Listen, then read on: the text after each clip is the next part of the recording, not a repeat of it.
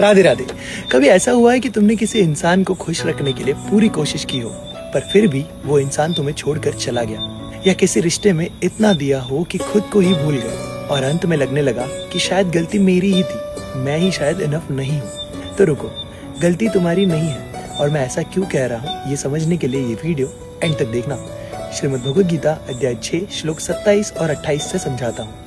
यहाँ पर श्री कृष्ण सिंपली यही समझा रहे हैं कि जिस योगी का मन शांत हो गया है, जिसकी इच्छाएं नियंत्रित है और जो हर चीज में भगवान को देखता है, उसे ऐसा सुख मिलता है जो संसार के हर सुख के परे है। लेसन, सोचो ब्रेकअप के बाद तुम्हारा मन बार बार उस इंसान की तरफ जा रहा है और तुम सोचने लगते हो कि शायद गलती मेरी ही थी, एक और बार ट्राई भी कर लेता हूँ। पर अकॉर्डिंग टू दिस श्लोक, तुम्हारा मन जब बार बार इधर उधर इन चीजों में भटकता है, तब उसे वापस एक जगह पर लाना है। अगर इसे और भी सिंपल करे तो जब तुम्हारा मन दूसरे इंसानों में सुख ढूंढता है तो उसे रोको मत, बस फोकस के साथ अपने अंदर लाओ। क्योंकि जब तुम अपना सुख बाहर ढूंढते हो तो कंट्रोल भी बाहर चला जाता है, लेकिन जब तुम अपना सुख अंदर ढूंढते हो तब तुम्हारा कंट्रोल भी तुम्हारे हाथ में यानी कि अंदर रहता है। चलो अब इसे साइंस के हिसाब से समझते हैं कि एक्चुअल में ब्रेन में क्या हो रहा है ब्रेकअप यानी कि हार्ट ब्रेक के समय।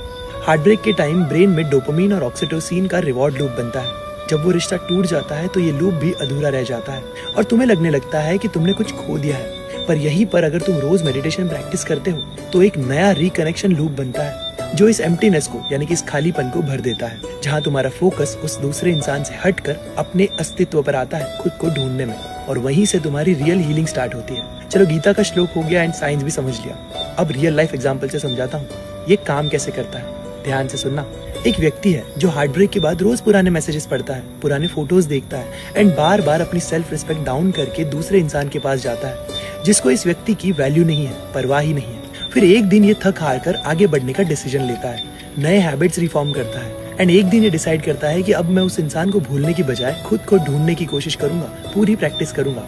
ये व्यक्ति अब रोज वर्कआउट करता है, मेडिटेशन करता है, ग्रेटिट्यूड प्रैक्टिस स्टार्ट करता है एंड धीरे धीरे उसे समझ आने लगता है कि जो इंसान इसे छोड़ कर गया था वो इसे तोड़ कर नहीं बल्कि खुद से मिला कर गया है। That's it. Summary of this video. Shri Krishna यहाँ पर यही समझा रहे हैं कि जब तुम अपने अंदर और बाहर के जगत में एक हो जाते हो तब तुम्हें किसी भी तरह का दुख छू नहीं सकता। सो नेक्स्ट टाइम जब मन भटके तो उसे रोको मत, बस फोकस के साथ वापस अंदर लाओ। हर बार जब तुम खुद में लौटते हो तो तुम अपने अंदर के कृष्ण से और करीब आ जाते हो। सो बस आज के लिए इतना ही। अगर ये वीडियो अच्छा लगा तो अपने दोस्त के साथ जरूर शेयर करना, सेव कर लेना ताकि अगली बार जब डाउट में जाओ तो ये वीडियो देख सको।